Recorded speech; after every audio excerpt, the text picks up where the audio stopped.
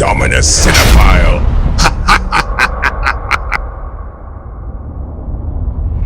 Welcome to my movie and TV series reviews, where I will provide honest opinions of the latest releases. If the movie or TV series is a hit or a miss, be sure to know I will inform you. But if the movie or series is trash, be also sure to know that I will trash the hell out of the movie. I am Dominus Cinephile. And the movie on the review table today is the Hollywood film The 6888.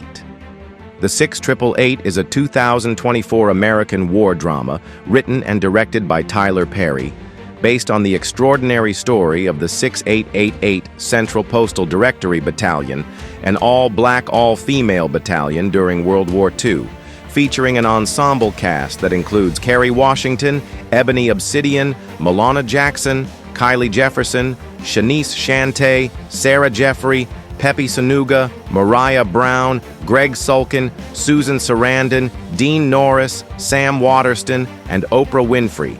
The film sheds light on a rarely celebrated chapter of history. Inspired by Kevin M. Heimel's 2019 article, Fighting a Two-Front War, the movie highlights the invaluable contributions of these trailblazing women. The movie premiered in select U.S. cinemas on December 6, 2024, before its global streaming release on Netflix on December 20, 2024. Set during the chaos of World War II in 1943, the film follows the 6,888th Battalion, tasked with resolving a monumental crisis. Millions of letters and packages meant for soldiers on the front lines had piled up in warehouses, leaving troops disconnected from their loved ones. With morale plummeting, the Women's Army Corps turned to this all-black battalion, over 800 courageous women, to sort through years of backlogged mail and restore hope to soldiers and their families. Despite facing institutional racism, sexism, and skepticism from military leadership who expected them to fail, the 6888 rose to the challenge. The film celebrates their resilience and determination to bridge the emotional gap between the battlefield and home, proving that their mission was as critical as any combat operation. It's Tyler Perry again. We find ourselves immersed in yet another Tyler Perry production, this time a historical war drama centered on the courageous all-black women battalion. Let's not get it twisted, this is far from the type of story Perry is known for telling, and yet, for reasons unclear, he ventured into uncharted territory, and here we are, dissecting a film that has sparked a whirlwind of mixed reviews. It's evident Perry took a risk by stepping outside his comfort zone to tackle a narrative of historical significance. But the critical question remains: did he rise to the occasion and do justice to this remarkable story? Or, as is often the case, did he Tyler Perry his way into yet another cinematic mess? Let's dive deeper into this review to determine whether this film lives up to the hype or crumbles under the weight of its own ambition. As expected, the 6888 follows in the footsteps of Tyler Perry's earlier period drama, A Jazzman's Blues, which, like most of his work, failed to make a significant impact. Unfortunately, this film falls into the same trap, weighed down by themes we've come to associate with Perry's style: weak storytelling, lackluster execution, and an over-reliance on melodrama. While the movie's heart is undeniably in the right place, shedding light on a historical event that many are unaware of, especially the contributions of black women in the U.S. Army during World War II, the harsh reality is that it's simply not a good film. The storytelling is clunky, the execution is uninspired, and Perry's writing once again fails to deliver. From the opening scenes, the film plunges into a fragmented and disjointed narrative that feels more like a collection of scattered ideas than a cohesive story. The writing is too fractured to form a compelling whole, leaving audiences struggling to connect with the plot or its characters. The movie's opening scene, set in December 1943 at San Pietro, Italy, attempts to captivate with a major set piece: a white soldier navigating trenches, narrowly escaping a fighter plane's fiery crash, and salvaging a blood-stained letter destined to languish in an army warehouse for years. However, this initial sequence quickly collapses under Tyler Perry's uneven storytelling. From the battlefield, the narrative jarringly shifts back to 1942 in Bloomfield, Pennsylvania, where Lena Darricot King, Ebony Obsidian, bids farewell to her white Jewish boyfriend Abram David, Greg Sulkin. His abrupt death during the war then propels the story forward to 1944 at Fort Oglethorpe, Georgia, where King enlists under Major Charity Adams, Kerry Washington. This chaotic and poorly structured opening act exemplifies Perry's clumsy approach to storytelling. The constant time jumps lack cohesion, resulting in a disjointed mess that fails to establish an emotional connection with the audience. Instead of drawing viewers into the narrative, the film induces a frustrating sense of narrative whiplash, undermining any potential for meaningful engagement with the story or its characters. The poorly executed transitions and weak pacing leave the opening act feeling more like a scattered outline than a compelling introduction to what should have been a powerful tale. For a movie intended to honor the heroic all-black women of the U.S. Army during World War II, The 688 utterly fails to capture the gravity and realism of their journey. Instead of portraying the recruitment and training process with authenticity, Tyler Perry reduces these remarkable women to caricatures, presenting them as Barbie dolls frolicking on a make-believe rainbow island. The scenes depicting their training are a complete disservice to the narrative. Rather than showcasing the intense, rigorous preparation these women would have endured, equal to that of their male counterparts, we're subjected to visuals that resemble pampered beauty queens competing in a pageant. There's no grit, no realism, and certainly no acknowledgement of the discipline and resilience that defined these soldiers. By dressing up history in this sugar-coated fantasy, Perry undermines the courage and determination of the very women he sought to celebrate. Instead of honoring their legacy, he delivers a shallow, uninspired portrayal that strips away the authenticity their story deserves. Instead of honoring the gravity and significance of this historic moment, The 688 becomes yet another glaring example of Tyler Perry's chronic inability to transcend his trademark shortcomings and deliver a truly meaningful film. The flaws and missed opportunities in this movie are as monumental as Mount Everest, leaving the audience with the clear impression that neither adequate research nor careful thought went into its creation. This becomes even more evident when Perry himself boasts about completing the script in just 2 weeks, a claim that only serves to underscore the lack of depth, rigor, and care evident in the lackluster, feeble, and uninspired script. The narrative's mishandling of key moments and its glaring inaccuracies are nothing short of a travesty.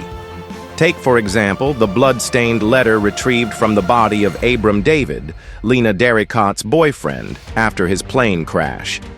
By the time the letter resurfaces, months or even years later, the blood is inexplicably bright red, as though it had been freshly spilled. Any sense of realism is shattered by this absurd oversight, as even basic science dictates that the blood would have oxidized, turning a dark brown or rusty hue. This egregious error typifies the careless approach to detail that plagues the entire film. The movie's portrayal of female soldiers in Scotland is riddled with glaring historical inaccuracies. For instance, Scottish police officers were shown wearing English helmets, a blatant error, as Scottish police traditionally wear caps, not helmets. Tyler Perry should have known better. The absurdity continues with the use of modern U.S. currency in a scene where the soldiers collect donations for their fallen comrades. A modern $20 bill is clearly visible in the helmet used for the collection. Was it really so difficult for Perry to source or recreate period-accurate 1940s currency? Then there's the character of Charity Adams, who confidently declares to a white male chaplain that she's the daughter of a preacher and knows the Bible from Genesis to Revelations. This statement not only undermines the character's credibility, but also reveals a shocking oversight by the filmmakers. The final book of the Bible is Revelation, singular, not plural? Or are Perry and his team referring to some other revelations unknown to the rest of us? These errors, ranging from historical to linguistic, reflect a lack of attention to detail that undermines the film's authenticity. Tyler Perry has long struggled with dialogue, particularly when crafting emotional depth for his female characters. In The 688, his attempt to lean on this style fell flat, undermining the movie's impact. Kerry Washington's character demanded a commanding presence. She should have been a force of nature, delivering orders with thunderous authority, unwavering confidence, and an unshakable demeanor. Instead, Perry reduced her role to fleeting, understated moments that lacked substance or resonance. The romantic exchanges between King and David fared no better. Far from being heartfelt, their conversations came across as stiff and lifeless, more suited to caricatures from the Victorian era than genuine teenagers navigating love in the 1940s. Perry's writing turned potentially powerful moments into hollow cliches, robbing the story of its emotional gravity. The film's VFX work is as abysmal as the rest of the production. Take the opening battle sequence. It's so poorly executed that the artificiality is glaring.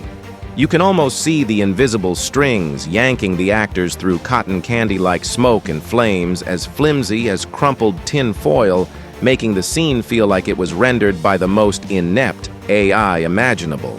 The meticulously polished sets failed to disguise their artificiality, screaming "stage" rather than evoking authentic, lived-in environments.